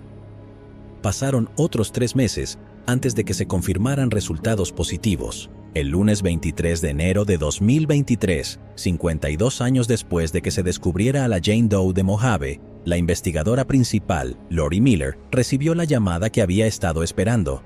Tenían un nombre. Después de medio siglo, se descubrió que la Jane Doe era Colleen Audrey Rice. La noticia se compartió con los familiares restantes de Colleen antes de que se hiciera el anuncio en la página de Facebook de la oficina del sheriff del condado de Mojave, esa misma tarde del lunes. Colleen nació el 17 de marzo de 1931, hija de James C. Rice y Flossie Truitt. Creció en Portsmouth, Ohio, y se sabe que tiene algunos lazos familiares en el este de Kentucky. No está claro si tenía hermanos. Colleen asistió a la escuela secundaria de Portsmouth, pero se desconoce si se graduó, ya que se casó con William Davis en 1946 a la temprana edad de 15 años. Después de buscar en los registros escolares antiguos, los investigadores pudieron obtener una foto antigua del anuario para adjuntar a su expediente. Colleen habría tenido 39 años en el momento de su muerte. Poco se sabe sobre su vida personal. Los investigadores que encontraron a sus familiares vivos no obtuvieron mucha información, ya que eran en su mayoría parientes lejanos de Colleen. Lo que descubrieron fue que Colleen se había distanciado de su familia y esposo. Aunque mostraba signos de haber tenido hijos, no había forma de encontrar a sus hijos o registros que demostraran si los tenía. Parecía como si la vida de Colleen hubiera sido borrada después de su desaparición. Los investigadores intentaron encontrar posibles vínculos sobre cómo Colleen llegó a Arizona, pero eso también se esfumó rápidamente. Lo que sabían era que Colleen parecía estar bien en su vida, ya que estaba bien arreglada y saludable cuando se descubrió su cuerpo. Los investigadores también intentaron descubrir si había cambiado su nombre para comenzar una nueva vida lejos de su familia, pero la gente en Kingman parecía no reconocerla. Después de la investigación, se completó todo el trabajo legal para permitir que los miembros vivos de su familia tuvieran la oportunidad de poner a descansar sus restos. Sus restos fueron exhumados y enviados a Ohio en febrero de 2023 para ser enterrados junto a su familia, con una lápida que llevaba su nombre y fecha de nacimiento y muerte. Para los investigadores, su caso más antiguo por fin estaba ganando impulso. Ahora sabían quién era su víctima. La directora de desarrollo de Othram Inc., Kristen Mittelman, dijo que fue un alivio por fin tener el nombre de la víctima. Es conmovedor presenciar cómo las fuerzas del orden y el público se unen para restaurar el nombre de una mujer asesinada después de medio siglo. Para los investigadores, resolver el crimen se volvió personal. Creían que Colleen merecía algo mejor en la muerte, merecía dignidad. La investigadora principal, Lori Miller, mantenía una copia del retrato hablado pegado en su computadora como un recordatorio diario de quién y por qué estaban luchando mientras investigaban el caso sin resolver. Esta era una Jane Doe. Ahora tengo un nombre. Siempre ha sido una persona. Ahora es una persona con un nombre. Te impacta de alguna manera, dijo Miller. Según informes de noticias, Miller dijo que uno de los desafíos que enfrentaron en la investigación fue encontrar personas que todavía estuvieran presentes desde que ocurrió el incidente. Se volvió bastante desalentador el hecho de tratar de localizar a personas que todavía estuvieran vivas, dijo. WAUK. 13 News pudo encontrar a un pariente lejano de Colleen que también resultó ser genealogista. Ely Allen está relacionado con Colleen por parte de su madre y actualmente vive en Ohio. Allen dijo que cuando escuchó por primera vez sobre el caso y descubrió el nombre de la víctima, se dio cuenta de que estaban relacionados. Cuando vi el Rice, que está en la línea de mi madre, tuve que saber si estábamos relacionados porque era mucho más íntimo. Identificar a Colleen después de más de 50 años es un testimonio del trabajo que él y muchos otros están haciendo. La pregunta más desconcertante para los investigadores ahora es quién mató y desechó su cuerpo de una manera tan indigna. Los informes de la autopsia no encontraron ADN extraño en el cuerpo de la víctima en ese momento y se descartó por completo la posibilidad de agresión. También se descartó la teoría de que su esposo la hubiera asesinado, ya que entrevistas con la familia sugirieron que Colleen había partido por voluntad propia. Nadie que la conociera personalmente en ese momento parecía estar particularmente interesado en encontrarla, ya que nunca se presentó un informe de persona desaparecida. Durante los 50 años de la investigación, el asesinato de Colleen no se había vinculado a ningún posible asesino que pudiera haber estado activo en el área alrededor de la década de 1970. La forma en que murió no proporcionó muchas pistas a los investigadores para determinar patrones relacionados con asesinos en serie conocidos en ese momento. Aunque Colleen había sido identificada, el caso aún sigue en curso. La SIU todavía está investigando con la esperanza de encontrar al sospechoso o sospechosos responsables de la prematura muerte de Colleen.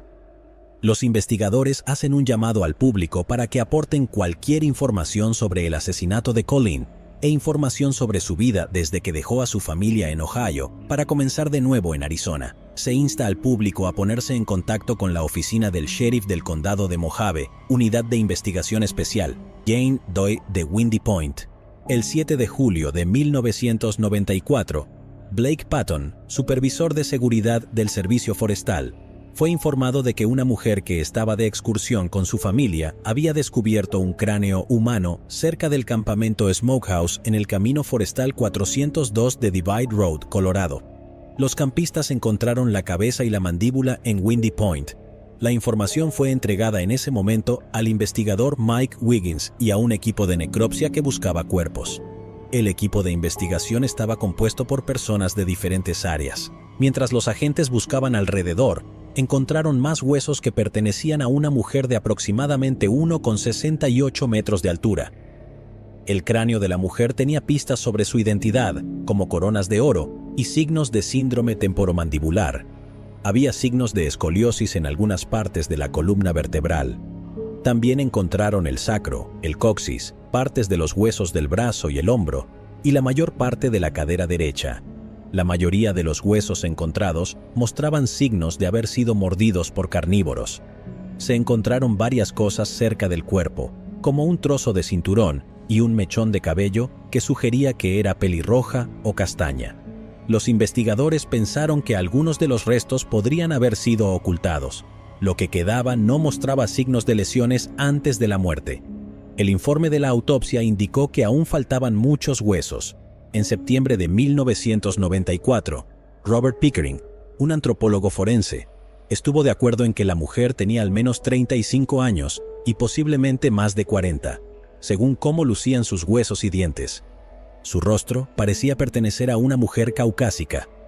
Pickering incluso encontró surcos que indicaban una línea de encías en retroceso, lo que podría haber sido causado por el uso de un mondadientes en ese momento. También encontró daños causados por carnívoros en forma de piezas rotas, grietas y mordeduras. Pickering dijo que la persona murió dentro de un año desde que los restos fueron encontrados. Les dijo: según entiendo, estos huesos fueron encontrados en el suelo, por lo que comenzarían a descomponerse y ser comidos por carnívoros casi de inmediato. La identificación era lo más importante, pero no pudieron averiguarlo.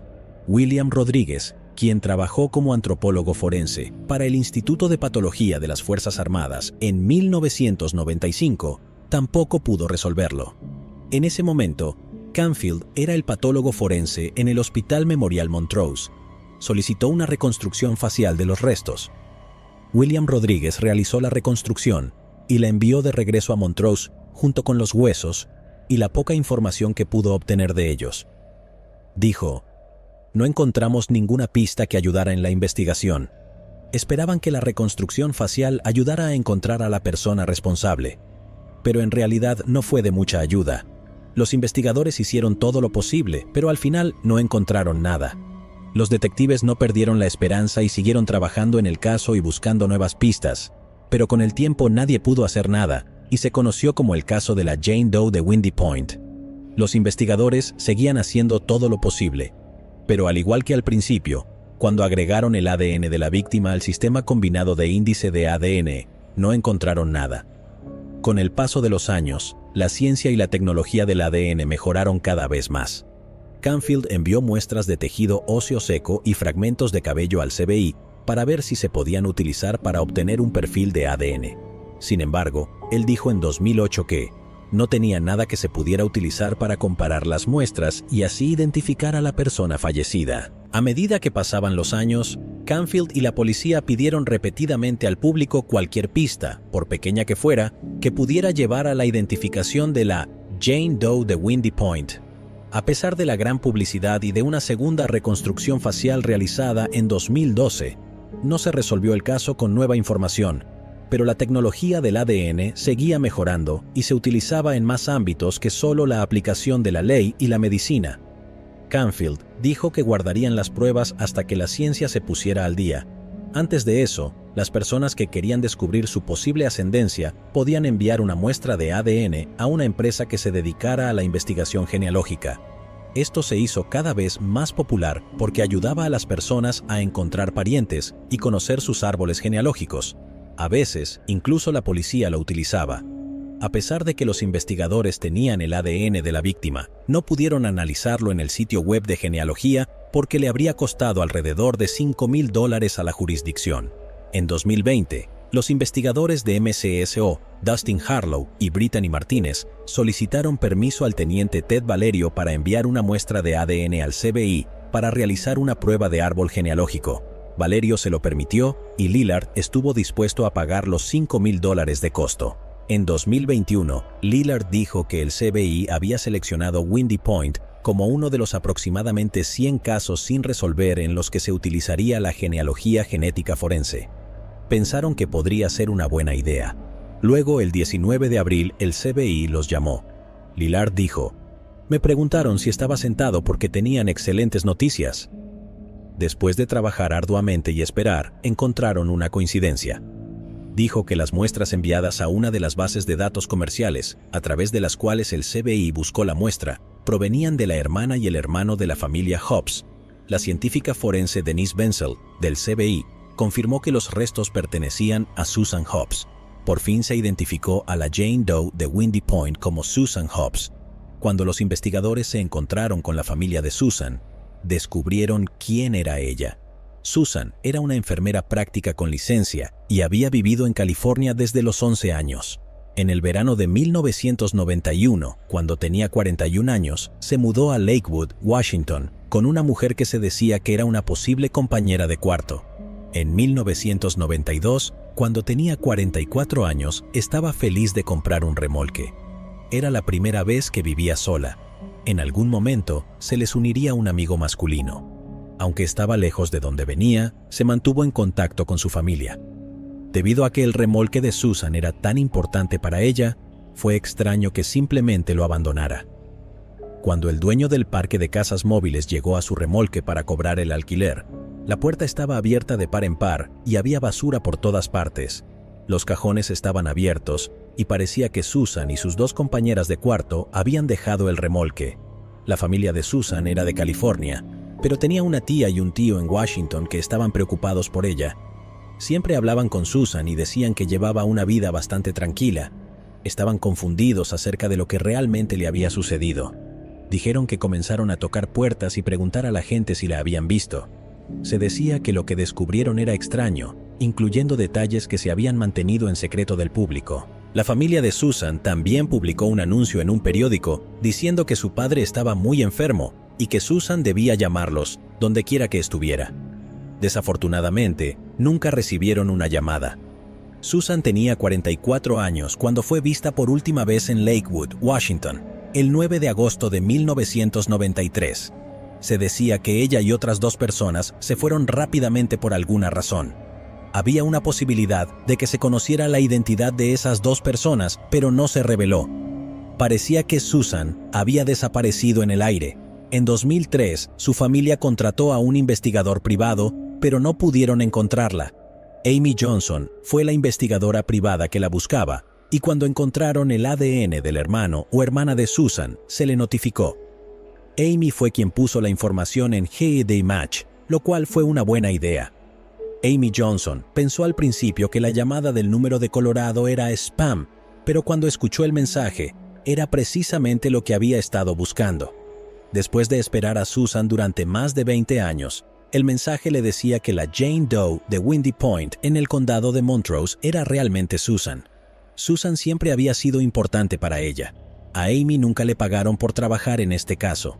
Amy le dijo a la prensa que su objetivo siempre había sido ayudar a Susan a obtener lo que le correspondía. Lo mejor que podría haber sucedido era que la encontraran. Dijo: "Nunca la he olvidado. Incluso 20 años después, su foto cuelga en un lugar donde la veo. Siempre me he preguntado, ¿dónde estás?". Desde 2003 ha estado investigando posibles pistas. Amy dijo que todo lo hizo por Susan. Era una persona realmente maravillosa. Se mezcló con la multitud equivocada. Nadie quería que un miembro de su familia fuera encontrado en una ladera. Esta mujer era amable y no merecía lo que le sucedió. Después de años de trabajo duro y dedicación, encontraron a Susan después de 28 años, pero el punto principal sigue siendo que su caso todavía está siendo investigado, ya que se cree que la causa de su muerte fue un asesinato y el asesino aún no ha sido encontrado. Nancy Carol Fitzgerald.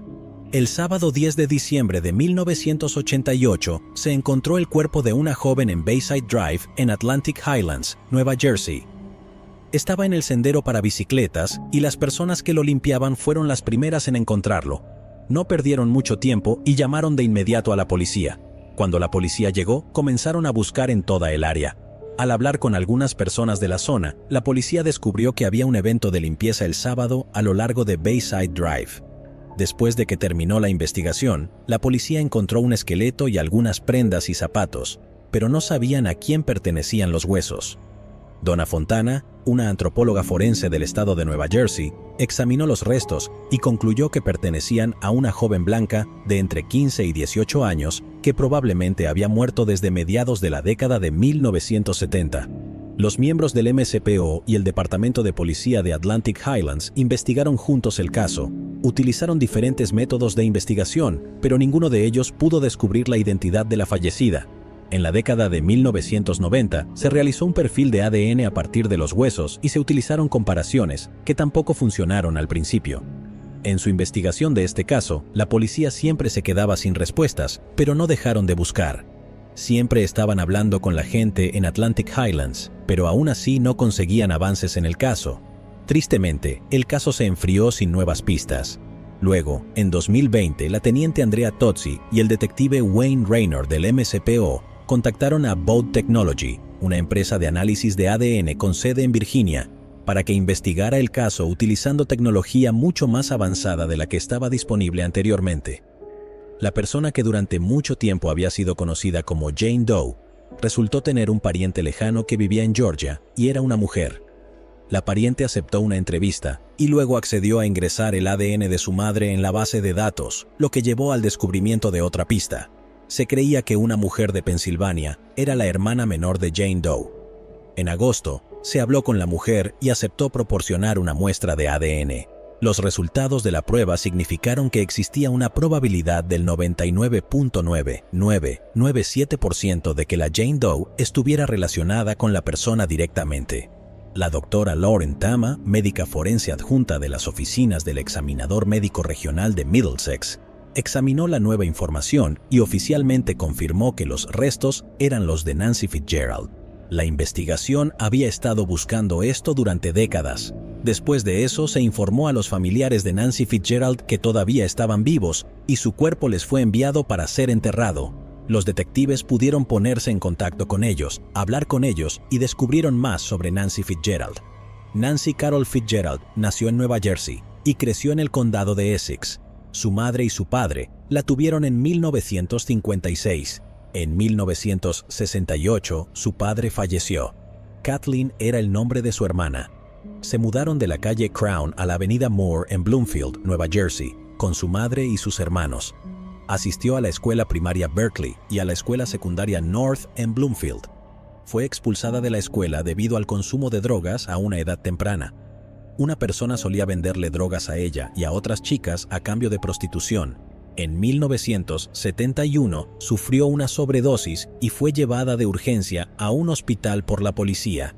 Después de recibir tratamiento, cuando la llevaron a casa, la policía encontró barbitúricos en su habitación que se suponía que debía vender. El 2 de abril de 1972, Nancy tuvo una cena de Pascua con su familia en su casa en Bloomfield. Esta fue la última vez que vieron a Nancy, porque al día siguiente, el 3 de abril, desapareció. Tenía 16 años en ese momento. En la noche del 3 de abril, su madre y su hermana llamaron a la policía.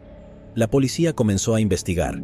Cuando Nancy desapareció, llevaba calcetines hasta la rodilla, un sostén cubierto de encaje y sandalias de plataforma con correas de cuero. Iba regularmente al dentista porque tenía un espacio en sus dientes superiores centrales. Después de que pasó un año sin noticias de ella, su madre recibió una llamada telefónica de una chica extraña. La chica suplicaba y gritaba pidiendo ayuda, diciendo: «Mamá, cometí un gran error, ven a buscarme, ayuda». La madre de Nancy pensó que era Kathleen, ya que habían perdido la esperanza de encontrar a Nancy en ese momento, pero cuando Kathleen regresó a casa esa noche a salvo, su madre se dio cuenta de quién podría haber sido. Volvieron a contactar a la policía, pero como en el pasado, la policía no pudo encontrar nada. La hermana de Nancy, Kathleen, recorrió el país buscándola durante años, pero tampoco logró encontrar a su hermana. Décadas más tarde, se enteraron de lo que le había sucedido, en 2020 con los resultados de las pruebas de ADN. Raymond Santiago, el fiscal del condado de Monmouth, dijo en un comunicado: «El anuncio de hoy es el resultado de décadas de arduo trabajo de una red de personas cuya determinación y creatividad colectivas resultaron imparables. También es un signo de nuestro firme compromiso de encontrar la verdad y servir a los intereses de la justicia, sin importar cuánto tiempo haya pasado o qué obstáculos puedan surgir en una investigación». 50 años después, gracias a las pruebas de ADN modernas y las entrevistas con parientes lejanos en Georgia y Pensilvania, las autoridades confirmaron que los restos de Fitzgerald fueron encontrados después de todos estos años. El constante desarrollo en la ciencia forense y las pruebas de ADN está resolviendo muchos casos sin resolver en todo el mundo. Debemos estar agradecidos con todas las personas detrás de este avance. El caso de Amore Wiggins. El 28 de enero de 2012, los residentes de una casa móvil en Opelika, Alabama, encontraron los restos de una niña pequeña en su patio trasero. Nadie sabía cómo había llegado allí y los detectives estarían desconcertados durante más de 10 años, hasta que la tecnología de ADN avanzada reveló un secreto familiar que no se suponía que nadie descubriera. Entonces, ¿qué le pudo haber sucedido a la pobre niña inocente y cómo llegaron sus restos al lugar donde fueron encontrados? El caso de hoy nos llevará a Opelika, una ciudad ubicada en la parte centro-este del estado de Alabama. Es la capital del condado de Lee y cuenta con una población de más de 30,000 personas. Opelika es famosa por el campo de golf Robert Trent Jones Grand National, que ha sido sede de varios campeonatos nacionales y otros importantes torneos de golf. Además de esto, la ciudad también es conocida por su vibrante escena artística, su histórico centro y otros lugares turísticos pintorescos. Amore nació en Virginia el 1 de enero de 2006, hija de Sherry Wiggins y Lamar Bickerstaff. En el momento de su nacimiento, su madre Sherry tenía solo 20 años. Lamar, por otro lado, estaba en mediados de los 30 y era un militar que servía en la Marina. Ella fue una bendición, era inteligente y especial, y por eso la llamé Amore, que en español significa amor, dijo Sherry sobre su hija. Poco después de que Amore llegara al mundo, la relación entre Sherry y Lamar se deterioró, y algo que empeoró las cosas fue el hecho de que los familiares de Lamar habían desaprobado su romance con Sherry desde el principio. Y cuando su relación desembocó en un hijo, tenían más motivos para estar descontentos. Simplemente estaban decepcionados de que Lamar ahora tuviera una hija fuera del matrimonio. Con la creciente tensión, Sherry no tuvo otra opción que llevarse a Amore y mudarse del apartamento que compartía con Lamar. Esto fue en 2006. Ella comenzó a cuidar de su hija por su cuenta y recibió poca o ninguna ayuda de Lamar para mantener el bienestar de su hija. Poco después, Lamar se casó con otra mujer y siguió adelante con su vida. Sherry estaba herida y decidió llevar a Lamar a los tribunales para al menos obtener manutención infantil de él para Amore, pero las cosas no salieron según lo planeado. Sherry tenía algunos problemas legales propios y esto resultó ser su perdición. En ese momento, estaba tomando malas decisiones y teniendo algunos problemas con la ley. Debido a esto, el sistema judicial la calificó como inestable y decidió que Amore estaría mejor bajo el cuidado de Lamar. Además de esto, el tribunal también ordenó a Sherry que comenzara a pagar pensión alimenticia a Lamar, ya que él sería el encargado de cuidar de Amore. En 2009, cuando Amore tenía aproximadamente 3 años, ella se fue a vivir permanentemente con su padre y su esposa Ruth. Tenía sentido que estuviera en un lugar más estable, dijo Sherry. Aunque Amore le hubiera sido arrebatada de su custodia, se aseguró de desempeñar un papel activo en la vida de la niña y ocasionalmente la visitaba en la residencia de Lamar. Sin embargo, Esto pronto llegó a su fin, ya que Lamar fue trasladado a Hawái por la Armada y tuvo que mudarse allí con su familia. Debido a esto, Amore ahora estaba aún más lejos de su madre. Sherry se entristeció por este acontecimiento inesperado y a lo largo de los años acudió a los tribunales para intentar recuperar la custodia de Amore, pero todo fue en vano. En algún momento le dijeron que ya no podía apelar el caso y esto significaba que Amore seguiría bajo el cuidado de su padre hasta que cumpliera 18 años. Sentía que me hacían sentir tan mal acerca de mí misma. Seguía intentando y las puertas seguían cerradas. Sentía que lo mejor que podía hacer era cumplir con mi obligación financiera, lo cual nunca dejé de hacer. Sentía que algún día podría decirle nunca me rendí contigo y todo lo que pude hacer fue cuidar de ti financieramente. Y eso es lo que hice. Si no podía hacer nada más, podía cuidar de mi hija apoyándola económicamente, dijo Sherry. A pesar de cómo resultó todo, Sherry siguió esperando que algún día volvería a ver a su hija, pero tristemente eso nunca sucedería. Alrededor de las 10:47 de la mañana del 28 de enero de 2012, el Departamento de Policía de Opelika recibió una llamada de una residente de una comunidad de casas móviles ubicada en la calle Hearst, número 1775, en Opelika, Alabama. La llamada trataba sobre un descubrimiento extraño y perturbador. Se había encontrado el cráneo de un ser humano al aire libre. Los oficiales de policía rápidamente se dirigieron al lugar en sus vehículos y al llegar fueron recibidos por la persona que había hecho la llamada de emergencia. Esta persona era una mujer llamada Yvonne Johnson, quien no perdió tiempo en explicar a los oficiales que su hijo había sido quien encontró el cráneo en el patio trasero. Según Yvonne, el cráneo no había estado allí el día anterior y su repentina aparición había sido impactante. Después de contarles esto, llevó a los oficiales hacia la parte trasera de la casa móvil para que lo vieran por sí mismos y, efectivamente, en el suelo, a simple vista, yacía un cráneo bastante pequeño. Al observarlo, los oficiales pudieron darse cuenta de que pertenecía a un niño. Además, los oficiales también notaron que tenía algunos mechones de cabello. Su presencia allí era extraña, y los oficiales no pudieron evitar preguntarse dónde estaba el resto del cuerpo. El área fue rápidamente asegurada y se notificó a los detectives. Cuando llegaron al lugar, realizaron una inspección exhaustiva de la comunidad de casas móviles con el objetivo de encontrar más restos óseos, pero no encontraron nada. Con el día oscureciendo, los detectives se vieron obligados a suspender su búsqueda por ese día. No fue hasta 2 días después del impactante descubrimiento que los detectives lograron localizar algunos restos humanos. Estos fueron encontrados en el bosque, a varios metros de distancia del lugar donde se encontró el cráneo. Los detectives también encontraron una camisa rosa de manga larga con volantes y botones en forma de corazón junto a los restos. Todo esto fue recolectado y enviado al laboratorio para su análisis forense. Descubrir la identidad de la niña se convirtió en la máxima prioridad para los detectives.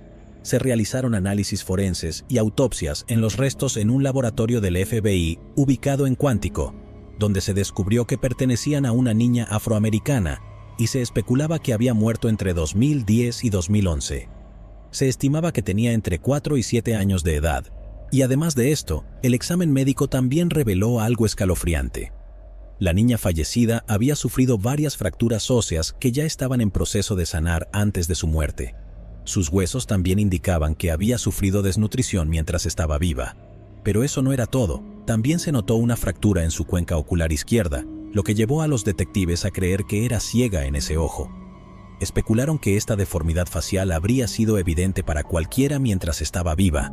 Al final, su muerte fue catalogada como homicidio y los detectives comenzaron de inmediato una investigación. No tenían idea de quién era ella, pero estaban decididos a descubrir su identidad. Como no podían saber qué nombre le habían dado, decidieron llamarla Bebé Jane Doe de Opelika desde ese día. La bebé Jane ha sido parte de nuestra familia, dijo el jefe de policía de Opelika, Shane Healy. Una de las primeras cosas que los detectives intentaron hacer fue desarrollar un perfil de ADN para la niña fallecida, pero las condiciones de los restos lo hicieron imposible. Cuando esto falló, los detectives comenzaron a revisar miles de registros escolares y de nacimiento, pero sus esfuerzos no dieron resultado. No había registro de ningún niño desaparecido de la edad de la niña fallecida. y nadie se presentó durante mucho tiempo para proporcionar información útil sobre ella. Las cosas permanecerían en silencio hasta 2016. Ese año, un artista forense del Centro Nacional de Niños Desaparecidos y Explotados pudo hacer bocetos de cómo podría haber lucido la bebé Jane antes de su muerte. Los bocetos la mostraban vestida con una camisa rosa con botones en forma de corazón, similar a la ropa que se encontró cerca de sus restos. Estos bocetos fueron luego publicados con la esperanza de que alguien la reconociera. Pasaron varias semanas después de esto y no se obtuvo ninguna información, pero cuando menos lo esperaban, recibieron una pieza de información muy importante de alguien. Esto fue en septiembre de 2016. La persona que se presentó para proporcionar la información había sido una antigua maestra de escuela bíblica en una iglesia conocida como la Iglesia Bautista de la Paz Mayor. La iglesia estaba ubicada en Opelika y estaba a menos de 15 minutos en automóvil de donde se encontraron los restos esqueléticos. Según la antigua maestra de escuela bíblica, había visto a una niña pequeña en 2011 que se parecía a la bebé Jane. La maestra le dijo a los detectives que la niña parecía un poco descuidada y no podía comunicarse con fluidez con otros niños, por lo que en su mayoría se mantenía apartada. Cuando se le preguntó si recordaba el nombre de la niña, les dijo que no. Con esta información, los detectives fueron a la iglesia y examinaron las fotografías que se habían tomado en 2011. Después de revisar varias fotos, encontraron la imagen de la niña que había descrito la maestra. Los detectives pudieron ver de inmediato que su descripción coincidía perfectamente con la de la bebé Jane. Tenía una deformidad evidente en su ojo izquierdo, tal como habían especulado al examinar los restos de la bebé Jane. Las fotos obtenidas de la iglesia estaban un poco borrosas, por lo que tuvieron que usar un software especial para mejorarlas. Estas fotos fueron luego reveladas al público. Al año siguiente, los detectives contaron con la ayuda de la Universidad del Sur de Florida para realizar una prueba llamada análisis de isótopos en los restos de la bebé Jane. Este método consiste en analizar el número y tipo de isótopos presentes en una muestra, lo que puede proporcionar información sobre la edad, origen y composición de los materiales. Después de realizar la prueba, se descubrió que la niña fallecida tenía una mayor cantidad de plomo en su sistema, lo que indicaba que podría haber sido criada en Alabama o en algún lugar del sureste. Todos tienen una cierta cantidad de plomo y depende de dónde se haya sido criado, qué tipo de agua potable se ha tenido, dijo el capitán de la policía de Opelika, Jonathan Clifton. Pasaron varios meses y los detectives no tenían ninguna pista. Sin embargo, nunca se rindieron y estaban decididos a no dejar ninguna piedra sin remover. Para ellos, el caso era como una nube negra que se cernía sobre la comunidad, y resolverlo seguramente traería un sentido de satisfacción. En enero de 2022, el Departamento de Policía de Opelika se asoció con los laboratorios Odram para llevar a cabo pruebas avanzadas de ADN en los restos. No habían tenido éxito en realizar una prueba de ADN en los huesos en el pasado, pero creían que los avances en el mundo de la ciencia forense lo harían posible. Eran restos esqueléticos muy difíciles de los cuales crear un perfil, especialmente el tipo de perfil que necesitas hacer para la genealogía, dijo Kristen Mittelman, directora de desarrollo en Othram Labs. El laboratorio utilizó una técnica única conocida como secuenciación de genoma de calidad forense y por fin pudo extraer ADN de los restos. Después de hacer esto, el ADN se utilizó para crear un perfil de la niña y luego se cargó en la base de datos. Con esto en su lugar, los detectives buscaron la ayuda de una genealogista reconocida y experimentada llamada Dra. Barbara Ray Venter. Durante varias semanas, la doctora Barbara y su equipo de Firebird Forensic Group trabajaron sin descanso para tratar de identificar parientes cercanos de la niña fallecida, utilizando el perfil de ADN que se había creado. Su arduo trabajo acabó dando sus frutos, porque en octubre de 2022 pudieron determinar quién era el padre de la niña. Fue un momento de alegría para los detectives, pues habían hecho un descubrimiento que les había eludido durante más de 10 años. Era una pieza importante del rompecabezas que al fin se había resuelto. En cuanto al padre de la niña, no era otro que Lamar, el oficial naval que tuvo una hija con Sherry en 2006. Los detectives no sabrían hasta más tarde que la niña era en realidad Amore, la hija de Lamar y Sherry. Cuando los detectives hicieron una verificación de antecedentes de Lamar, descubrieron que todavía estaba vivo y estaba en proceso de jubilarse de la Armada. También descubrieron que estaba destinado en Jacksonville y decidieron visitarlo allí para informarles sobre la muerte de su hija. En diciembre de 2022, los detectives viajaron a la base naval Mayport en Jacksonville. Esperaban que Lamar les proporcionara detalles sobre su hija, sin embargo, esto no sucedió. Después de conocer a Lamar, extrañamente se negó a hablar sobre la niña y evitó cada pregunta que le hacían.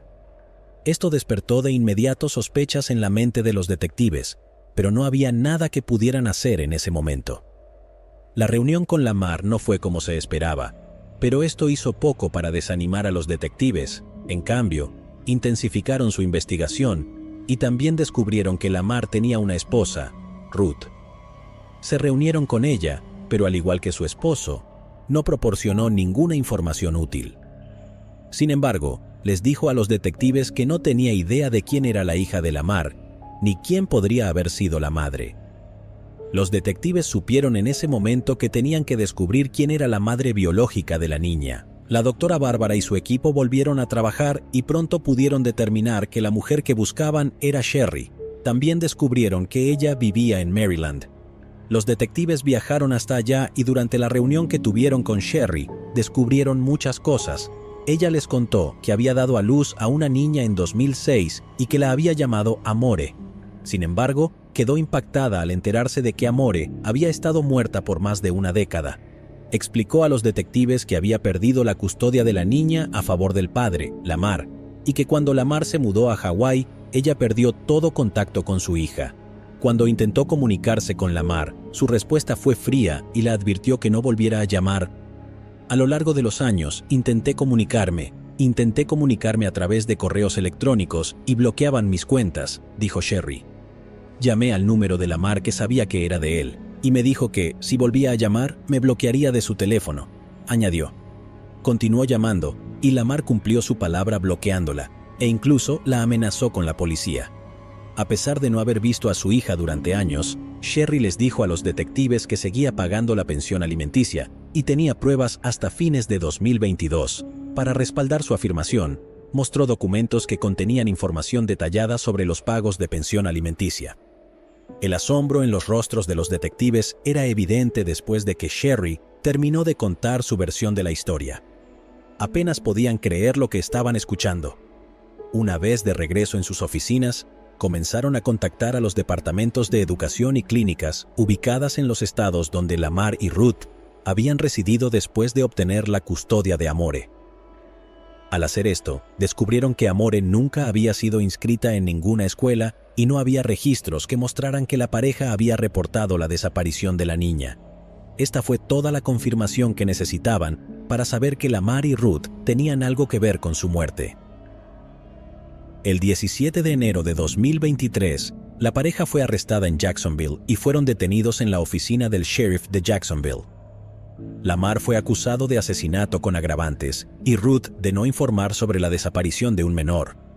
2 días después, se organizó una conferencia de prensa y el jefe de policía de Opelika, Shane, proporcionó detalles exhaustivos sobre el caso. También expresó su gratitud a todos aquellos que habían contribuido de una forma u otra para asegurarse de que el caso se resolviera. El nivel de dedicación a este caso nunca lo había visto en toda mi carrera. Ver a un grupo de hombres y mujeres unirse en la búsqueda de un nombre. Muchos de nosotros dijimos que no queríamos dejar este departamento de policía hasta que tuviéramos su nombre, y ahora lo tenemos, Amore Wiggins, dijo Shane. Por otro lado, Sherry sigue agradecida a los detectives por su dedicación al caso y desea que se haga justicia. Ella era solo una bebé, le privaron de todo, era una niña, dijo Sherry. En este momento, el caso sigue abierto y los detectives continúan recopilando información adicional sobre la relación de Amore con Lamar y Ruth. El destino de Lamar y Ruth aún está por determinarse. Amore ciertamente sufrió abuso y negligencia terrible antes de su muerte, pero afortunadamente, la mano larga de la ley ha alcanzado a los involucrados en tal acto malvado. Aún se desconoce cómo murió Amore, pero ¿qué crees que sucedió y hasta qué punto crees que Lamar y Ruth contribuyeron a su muerte? Llegados aquí, ¿acaso no has visto este otro crimen? Yo no me lo perdería, ¿eh?